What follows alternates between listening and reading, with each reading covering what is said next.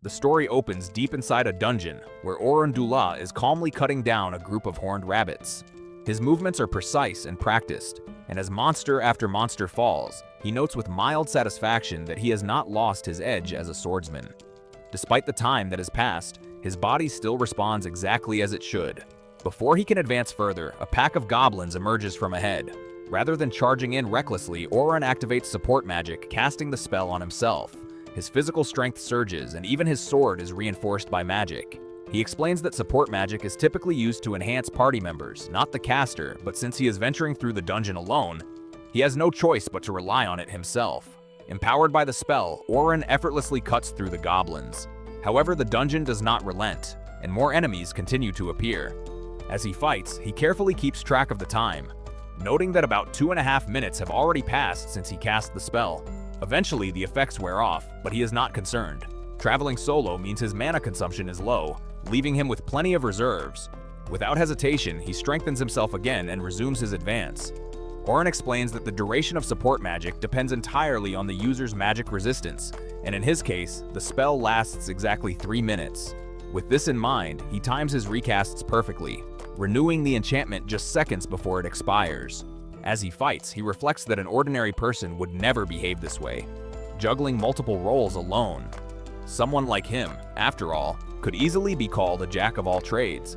His thoughts drift to the past, and he recalls that he was once an enchanter in a powerful party, before he was suddenly forced to leave it. His memory shifts to 2 nights prior, when Oliver, the leader of Orun's party, approached him along with the rest of the group. As Oliver began to speak, Orun initially assumed it was some kind of poorly timed joke. The two had been close friends since childhood, and the idea that Oliver would seriously confront him like this seemed absurd. Oliver, however, showed no sign of humor. He coldly stated that the reason he had tolerated Orun for so long was precisely because of their shared past, but that patience had finally run out. The other party members, Anneli and Derek, immediately supported him, bluntly declaring that Orun did nothing but hold them back. Orun was stunned. He could hardly believe what he was hearing. His mind returned to the moment 8 years earlier when he and Oliver had formed the party together from nothing. Through countless battles and hardships, they had climbed the ranks, eventually becoming an S-ranked party. They had even earned the title of the Heroes Party after becoming the only team to clear the 94th floor of the Great Dungeon of the South. To Orun, being cast out now felt less like losing comrades and more like losing family, like watching children torn away in a bitter divorce. Desperate, he begged for another chance and demanded an explanation. Oliver finally revealed the truth. During a joint raid a few weeks earlier, he had witnessed the overwhelming strength of the enchanters from other S-ranked parties. Compared to them, Orun's abilities seemed painfully lacking. From that moment on, Oliver and the others had concluded that they no longer wanted him on the team. Orun defended himself, arguing that he was originally a swordsman, not a dedicated enchanter. Naturally, he could not compete with specialists. Even so, he reminded them that he had accomplished remarkable feats, developing original magic spells and supporting the party through countless dangerous floors. Derek dismissed his words outright, claiming that Orun had only switched roles because Oliver was the superior swordsman. Orun firmly denied this, stating that he had taken on the role of enchanter because he had the greatest aptitude for it. He insisted that they had survived the deepest dungeon floors precisely because of the unique magic he created. Oliver was unmoved. He revealed that he had already chosen a replacement enchanter. With a stiff apology, he admitted that he was betraying Orun, but said the decision was final. With a heavy heart, Orun accepted the outcome. Without another word, he turned and walked away. Just before he could leave completely, Anneli stopped him, venting her frustration one last time. She mocked him cruelly, calling him a jack of all trades, a clown who foolishly believed he could do everything at once. Back in the present, Orun continues fighting his way through the dungeon. He acknowledges that Anneli's words were not entirely wrong. At this very moment, he is acting as both an enchanter and a swordsman. However, instead of rejecting that label, he silently vows to master both paths completely, determined that no one would ever belittle him like that again. After clearing the dungeon floor, Orun heads toward the teleportation crystal to leave. Before he reaches it, he notices a group of adventurers sprinting past him in panic. Their conversation quickly reveals the truth. They had abandoned a girl while fighting a group of orcs. Their leader desperately tries to justify his decision, claiming that sacrificing her was unavoidable since she had only joined their party that very day. Listening to their excuses, Orun feels a sharp pang of familiarity. Just like him, that girl had been left behind by her companions. Anger rising within him, Oren confronts the group, harshly criticizing them for hiding behind excuses after condemning someone to die. He forces them to tell him exactly where they left her and immediately rushes back into the dungeon. At the end of a narrow passage, he finally finds her. A young girl stands trembling behind a fragile magic barrier, her face streaked with tears as a group of orcs relentlessly pound against it. She is clearly an enchanter, but her magic is weak, and the barrier flickers with every strike. Desperation fills her voice as she cries out for help, begging anyone to save her before the spell collapses. The moment the barrier shatters, Oren arrives. With flawless timing, he casts a wind spell, unleashing a violent gust that tears through the space between him and the monsters. Without hesitation, he follows up by reinforcing his body with support magic. Oren charges into the orcs, cutting them down one after another with surgical precision. His sword moves as if guided by instinct, each swing clean and decisive. To the girl watching from behind him, the sight is incomprehensible. One moment he casts magic like a seasoned enchanter, and the next he fights like a veteran swordsman. She cannot tell which role truly defines him. She has never seen orcs fall so easily. Within moments, the battle is over. Every orc lies defeated at Oren's feet. The girl's legs give out, and she collapses to her knees, sobbing uncontrollably as the realization sets in. She is alive. Oren turns to her and calmly guides her out of the dungeon, making sure she is safe before escorting her to the exit. Once they emerge, he prepares to leave without expecting anything in return. Before he can walk away, the girl stops him. She introduces herself as Sophia Cludel and asks for his name. Hearing her family name, Oren immediately recognizes it. After a brief pause, he introduces himself in return. He once again tries to take his leave, but Sophia hurriedly grabs his sleeve, insisting on treating him to dinner as thanks for saving her life. Oren politely refuses, saying it is unnecessary. However, faced with her earnest expression and pleading eyes, he eventually relents and agrees. Sophia leads him to a shop bearing the emblem of a rabbit crest.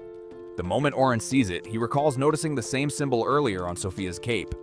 From that alone, he becomes certain that she belongs to one of the largest guilds in the region, the Night Sky Silver Rabbits. As they enter the shop, Sophia suddenly spots someone familiar. Inside, her elder sister, Selma Cludel, is seated. Having come for a business meeting, seeing Sophia arrive with a man immediately raises Selma's suspicions. With a sharp tone, she scolds her sister, accusing her of being far too young to be bringing home a boyfriend.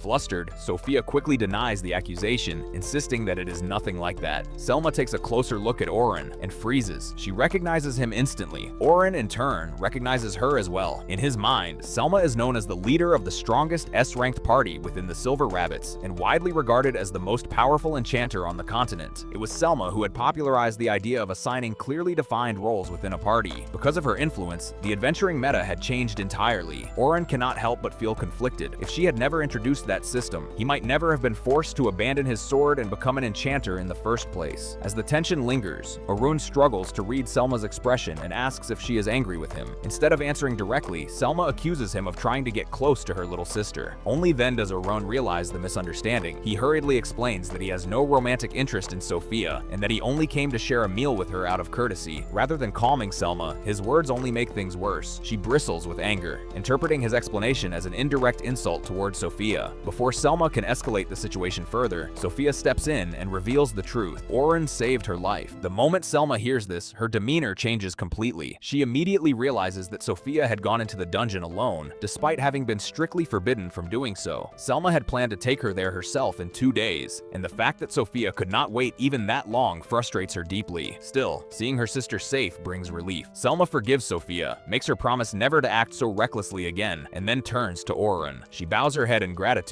sincerely thanking him for saving Sophia and apologizing for her earlier rudeness. The three of them sit down to dinner together, and Selma begins reminiscing about the joint raid from a few weeks earlier. Because both she and Oren served as enchanters during that operation, they had been stationed together. Selma openly admits that Oren's support magic had been incredibly helpful during the raid. Sophia listens in surprise. Until now, she had no idea that her sister even knew Oren. Curious, she asks whether he is someone famous. Selma answers without hesitation. She explains that Oren was once a member of the hero's party, though that is no longer the case. When Oren confirms that he was expelled just a few days ago, Selma immediately realizes what that means. He is now a free agent. Seeing an opportunity, Selma wastes no time. She invites Oren to accompany the Silver Rabbits on a training expedition scheduled for the following day. Selma explains that the upcoming training expedition will be led by a group of A-ranked adventurers. Their role will be to guide and train newly recruited members by pushing through the dungeon at an unusually fast pace, clearing as many as 50 floors in a single run. Under normal circumstances, clearing that many floors would take months, but Selma confidently claims that she knows a shortcut that makes it possible. She also admits that the expedition is being rushed due to pressure from the guild's sponsors, who are eager to see tangible results from their investment. At first, Oren listens in silence, but something about her explanation does not sit right with him. After a moment of thought, he voices his suspicion, deducing that the true purpose of the expedition is to rapidly level up the new recruits. Selma's eyes widen slightly in surprise, impressed that he figured it out so quickly. She confirms his assumption. In the dungeon, floor bosses appear every 10 levels, and inexperienced adventurers lack the strength to defeat them on their own. However, if a seasoned veteran handles the bosses for them, the recruits can safely advance deeper and gain experience at an accelerated rate. Selma explains that while she could assist, having another top-ranked adventurer would significantly improve their chances of success. Because of Oren's long experience and accomplishments, she believes he is the perfect candidate for the job. Selma formally asks him to join the expedition, offering generous compensation in return for his help. Her earnest request clearly moves Oren, and for a brief moment, he feels a sense of validation. However, the bitterness left behind by his former party quickly resurfaces. The same people who once called him weak and useless had been his closest companions. They had dismissed his magic as inferior and cast him aside without hesitation. Remembering this, Oren tightens his grip on his cup and quietly shakes his head. He explains that he no longer wishes to be an enchanter. The role had been forced upon him, and he is tired of being judged by standards that were never truly his own. For that reason, he reluctantly declines Selma's offer. Before Selma can respond, Sophia leans forward, her expression filled with anxiety. With tears threatening to spill from her eyes, she begs Orun to reconsider, saying that she truly needs him there. Faced with her sincere plea, Oren hesitates. In the end, he does not give them a definitive answer. Instead, he tells them that he will think it over. However, he makes one thing clear. If he agrees to join the expedition, he will do so only as a swordsman. Selma is taken aback by this declaration. Until now, she had never known that Oren was originally a swordsman. Even so, she accepts his condition, reasoning that if things take a turn for the worse, he can always return to his role as an enchanter if necessary. She instructs him to come to the Silver Rabbits Guild headquarters the next morning if he decides to participate. With that, the discussion comes to an end, and Orun takes his leave. After parting ways with the sisters, Oren makes his way to a small, familiar shop owned by an elderly man. The old man welcomes him warmly and pours him a cup of tea, casually asking how his day went. During their conversation, the old man thanks Orun for previously advertising his shop,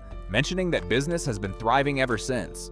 Orun lowers his gaze and apologizes, explaining that he can no longer promote the shop now that he is no longer a member of the hero's party. Hearing this, the old man immediately senses Orun's loss of confidence.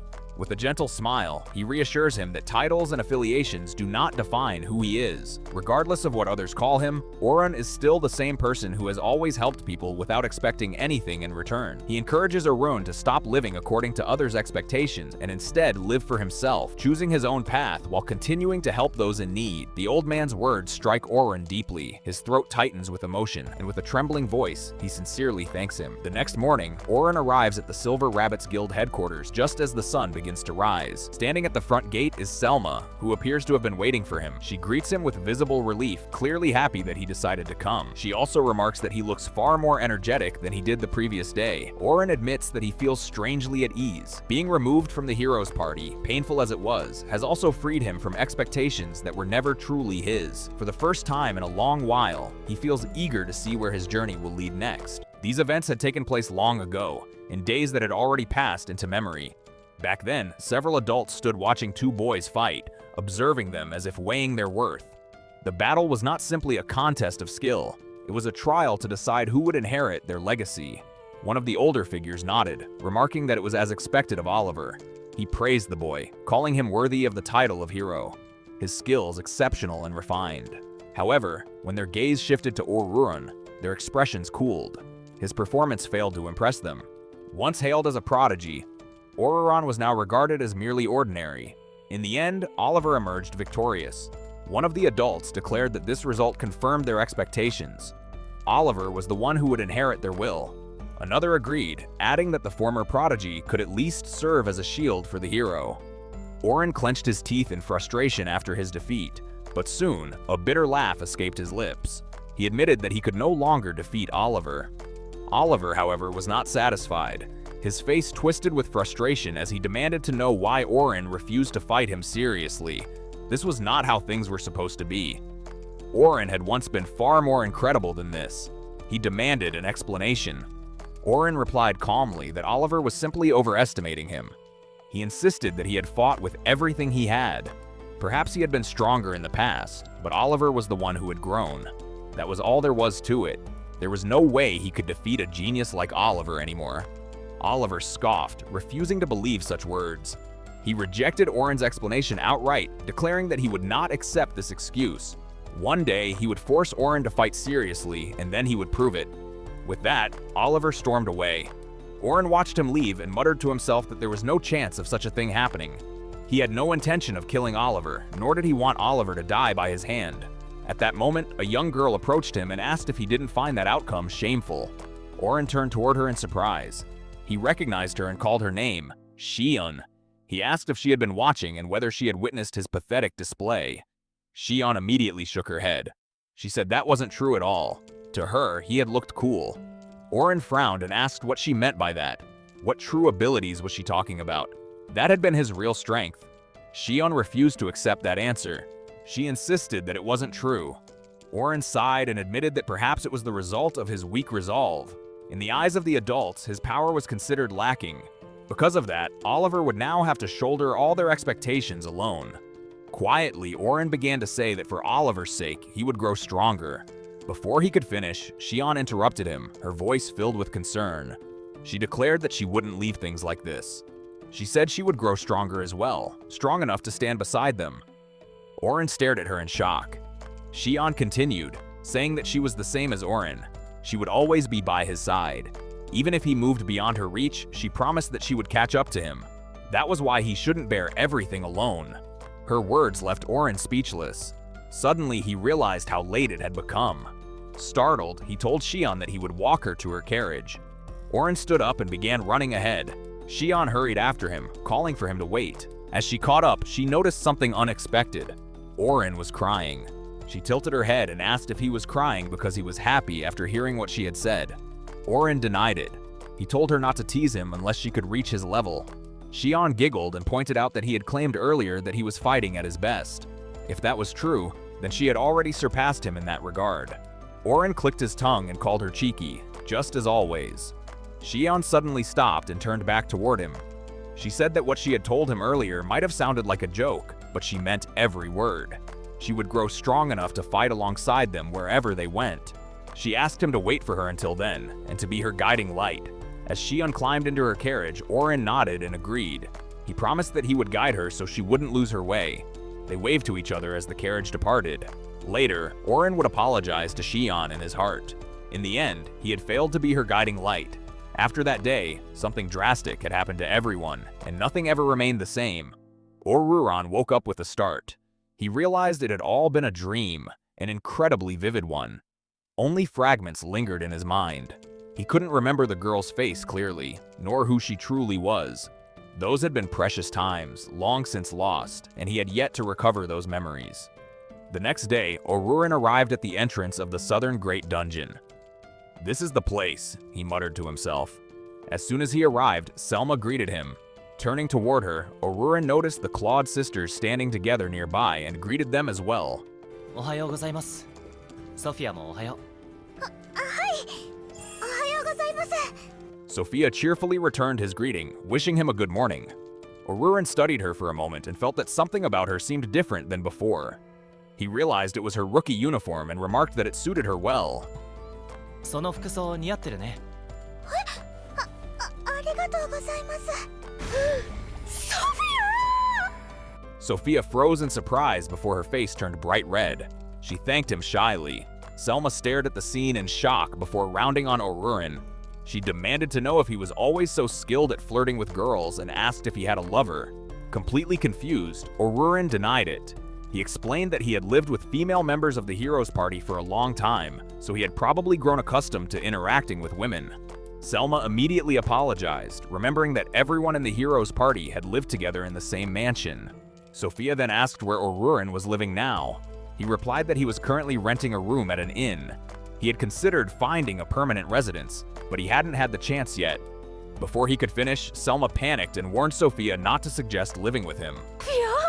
そんなの聞いてどうするんだ。もしかして押しかけるのか。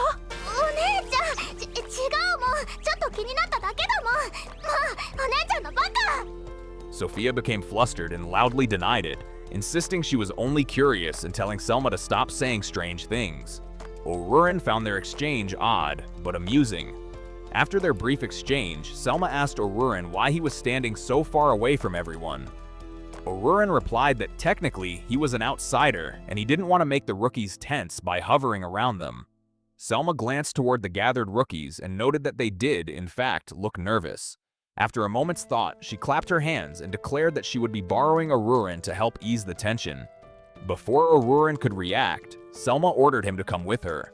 Startled, he followed, wondering what she planned to make him do. He had a bad feeling that this had something to do with the collaborative dungeon exploration. As they walked, Orurin recalled the events from the previous night at the Silver Rabbit of the Night Sky headquarters. For the sake of their agreement, Orurin had visited the guild's base, where he was introduced to the clan captain, Vince. Selma then explained the details of the joint exploration. To summarize, the operation would last 3 days. Their destination was the Southern Great Dungeon, advancing from the 1st floor to the 51st.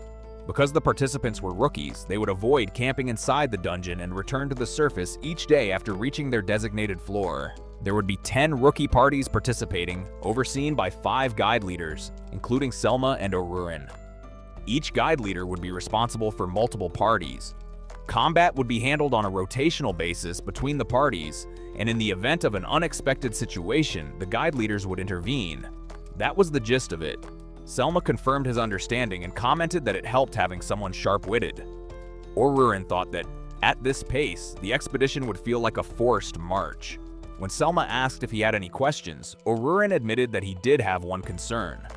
He questioned why there were only 5 guide leaders for such a risky plan. Wouldn't it be safer to include several A-rank parties to reduce the danger? Selma's expression darkened briefly. She explained that leading the rookies to the 51st floor was the true objective. Then, smiling again, she added that a certain amount of risk was necessary for growth and asked whether he didn't think it was a valuable opportunity. Orurin sensed that this explanation only scratched the surface. The plan clearly prioritized results over safety, and there were likely reasons she wasn't sharing with him. Still, he nodded and said he understood and would cooperate.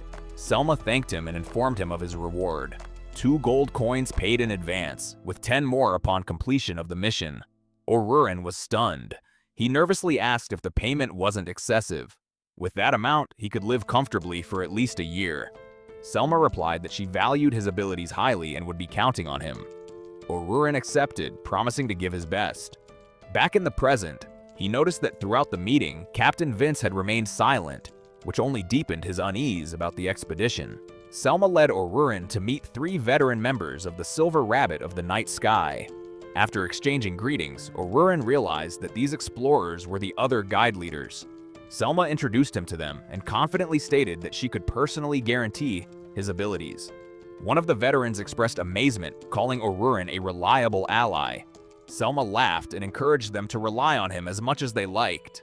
Orurin hurriedly asked her not to raise expectations too high. After calming himself, he introduced himself as Orurin, a frontline attacker, and expressed his pleasure at working with them. He then asked them to introduce themselves in return. The guide leaders turned out to be 2 defenders, Enelm and Arnold, and a healer named Kathy.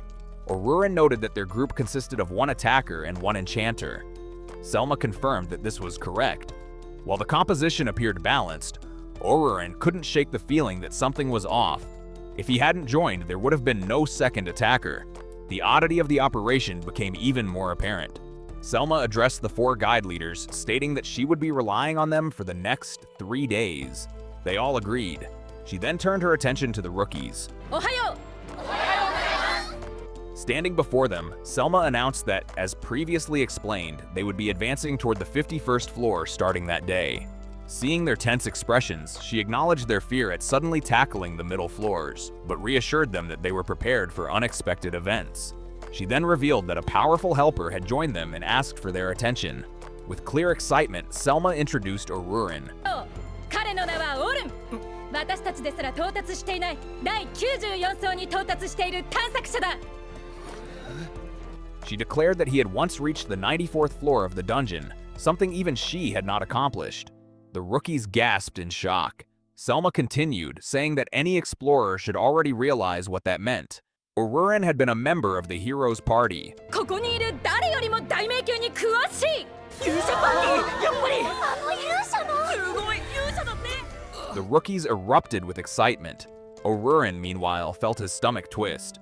He wondered if this wasn't a bit too much. Selma asked the rookies if they felt confident about reaching the 51st floor now. よし、では迷宮探索を始めようか。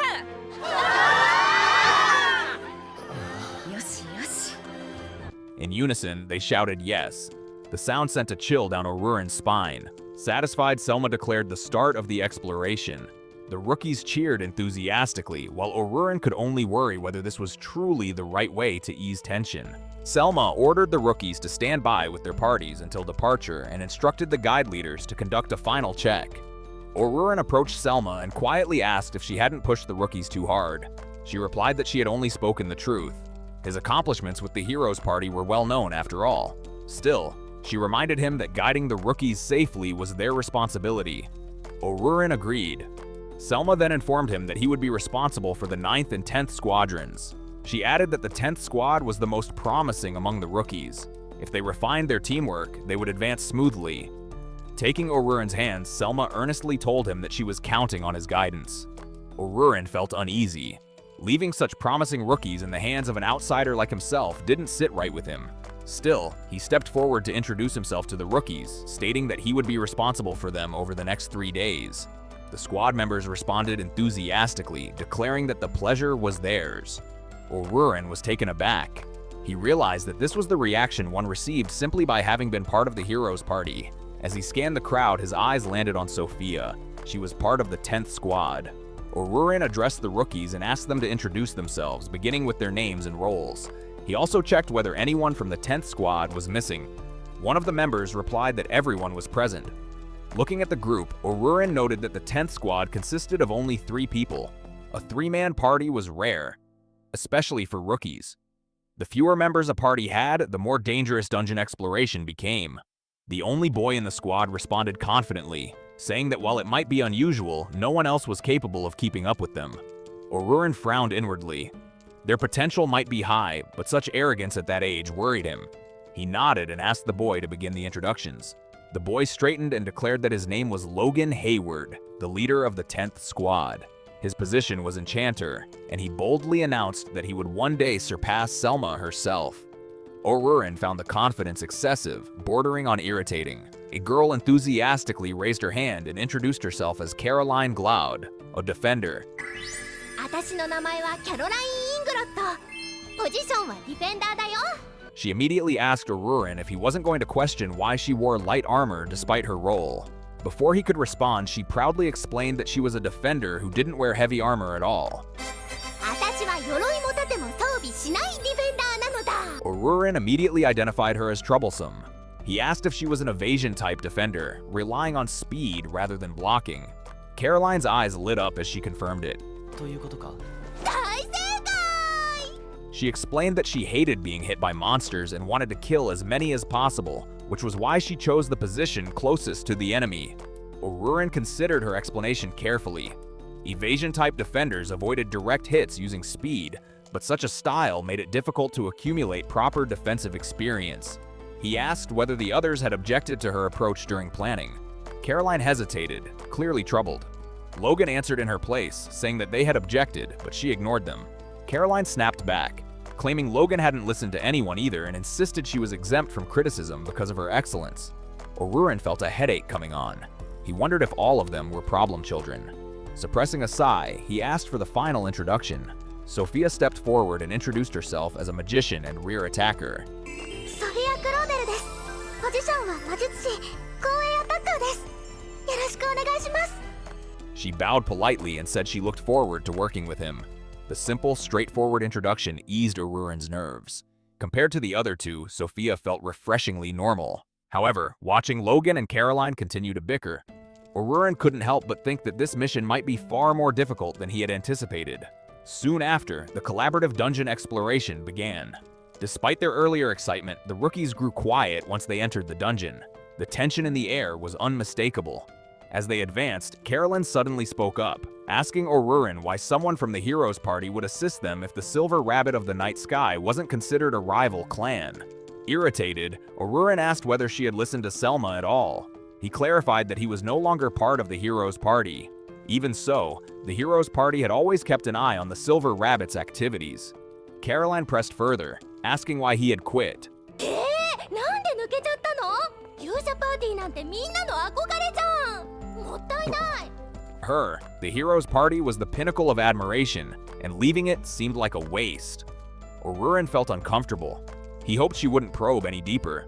While she didn't appear to have ill intentions, he struggled with people who spoke so bluntly.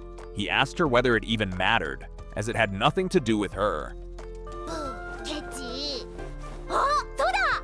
お兄さんとソフィアって知り合いなの？まあな。それがどうした？ After a brief pause, she suddenly asked whether he was acquainted with Sophia. Oruren replied that he was, and asked why she brought it up. Caroline shrugged and said it was nothing serious. She explained that Sophia had told them about an incredible person who would be joining the expedition. した理由はないんだけど、ソフィアが共同探索にすごい人が来るって言ってたから。ねえ、ソフィア。何？ Sophia stiffened, clearly embarrassed, and quietly admitted that she was referring to Oruren. She explained that he had saved her before and that he was incredibly strong. She had also heard that he was from the heroes' party, and her sister had said she would feel relieved if Oruren was there. ならソフィアもそんなに緊張しなくても大丈夫じゃない？なんたって勇者様であるお兄さんがいるんだから。そうだね。Sophia agreed timidly.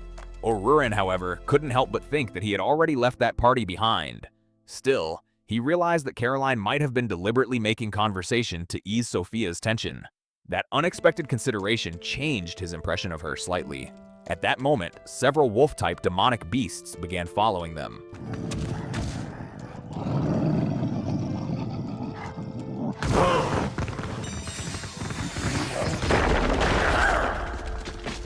Oruren turned back and confirmed that the trap had worked perfectly. It was a time-based magic trap, requiring skill to set but nearly impossible to detect once deployed. If everything went smoothly, they could eliminate enemies trailing them without wasting time in unnecessary combat. Given their tight schedule, efficiency was crucial. By the time they reached the 20th floor, Caroline asked how long it would take to reach the floor boss. Oruren estimated around 10 minutes at their current pace. Caroline was surprised, remarking that it was closer than she expected. She then asked Sophia whether the floor felt underwhelming. Sophia replied that she didn't think so. Listening to their exchange, Oruren felt reassured. If things continued like this, they would finish ahead of schedule without major issues. As they advanced, Oruren carefully observed the 10th squad's performance. At first, he had been skeptical of a three-man party, but his opinion began to change. Logan, despite his arrogance, demonstrated exceptional talent as an enchanter. His magical output and control were undeniably high. If he could endure prolonged battles, he would fit into a high-ranking party without trouble. Without a doubt, he was a prodigy. However, Logan's ability to issue instructions as an enchanter was mediocre. With more combat experience, that weakness could be overcome. Next, Oruren evaluated Caroline. She was clearly aiming to become a speed-based defender. While her agility was impressive, she had two major flaws. The first was her tendency to rush in recklessly. Fighting on the front lines was expected of a defender, but her lack of caution worried him. The second flaw was her choice of weapons. She wielded two daggers. While they suited her fighting style, they didn't mesh well with her party's overall skill set. Finally, Oruren assessed Sophia. At first glance, she appeared inferior compared to the other two, but her abilities already exceeded typical rookie standards. Her biggest issue was hesitation, but that could be resolved through deeper interaction with her teammates. She had no glaring flaws. Oruren found himself genuinely interested in how she would grow. As for the 9th squad, Oruren observed that they still had significant room for improvement. Unlike the 10th squad, They often moved in disarray, overwhelmed by fear whenever monsters appeared. At that moment, Orurin sensed a powerful explosion ahead.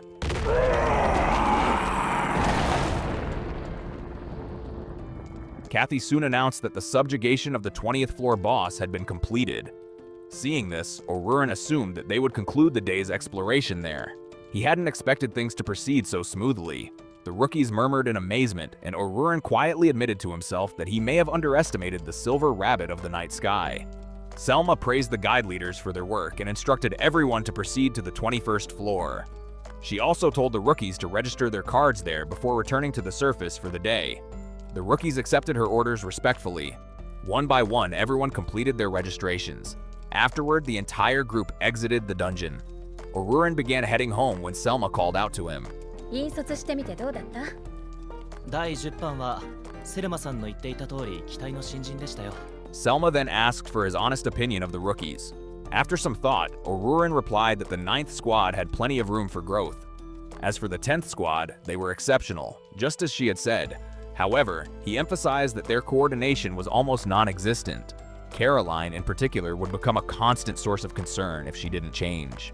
今のままだと不安しかありません。あれでも前に比べればだいぶマシになったんだけどな。あれでマシとは。 With that, Selma told him she would be counting on him again the next day. Orurin agreed and bid her farewell. The following morning, Orurin sat reading the newspaper. An article filled an entire section. Exclusive coverage on the replacement of the Heroes Party Enchanter.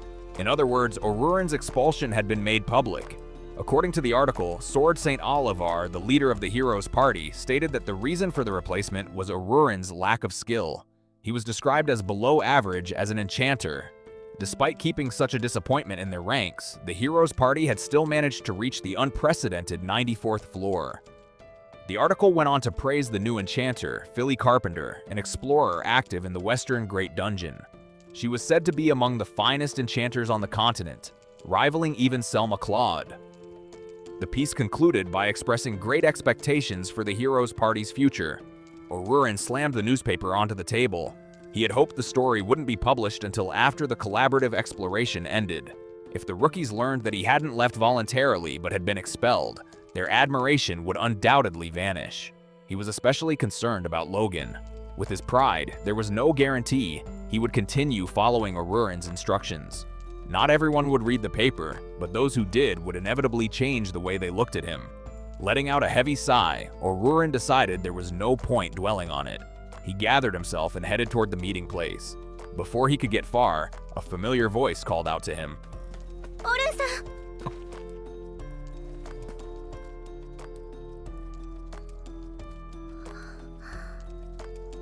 ルーナ。